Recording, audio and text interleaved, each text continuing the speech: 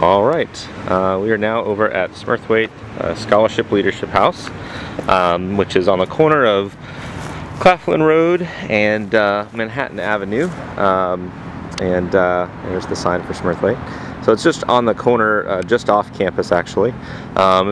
Behind us, if we look back this direction, you can see again this is the Derby Complex, which is where West Hall's at. So this is the other side of it, but Smurthwaite is about 3 blocks from West Hall. So to give you an indication of how close it is to your other building. And so this is kind of the exterior here, kind of hard to see because of this big old cottonwood tree. But again, this is a house for 48 women. And leadership scholarship house, and it's a fairly popular choice. We have some years where it's very competitive to get in, other years where, you know, it's kind of mixed. But we'll go inside here, give you a quick glimpse of what Smurthwaite is all about.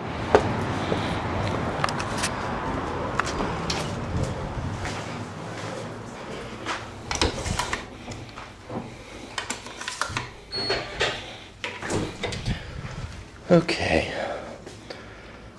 So we're just in the front door of Smurthwaite. They do have a small front desk here at the very entrance. It is not open 24/7. It's open limited hours.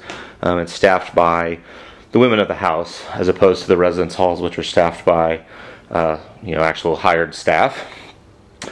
On the right, this is actually the grad's apartment. So Kim lives there. She also has an office here in Smurthwaite, as well as her office over at West. This is a room they call the Blue Room, because it's blue. That's the Smurthwaite crest, and this is kind of a room they just use to watch TV and hang out and study and play games.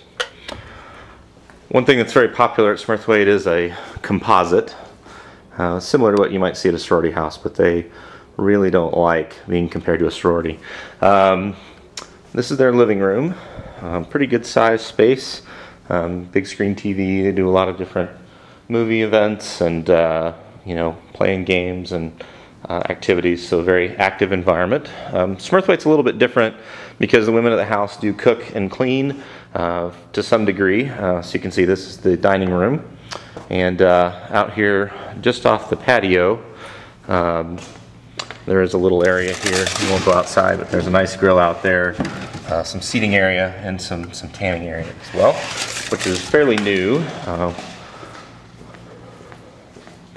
This goes into the kitchen, and the kitchen is maintained to some level by our dining services, but it is they work cooperatively with the women of the house. So dining services plans the meals, gets the purchasing of the food and all that. They just train the women here how to cook correctly and do the service for certain meals. They don't do all meals.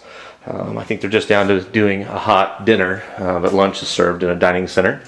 This is kind of the back way around. So if you look through here, that's where we just came in.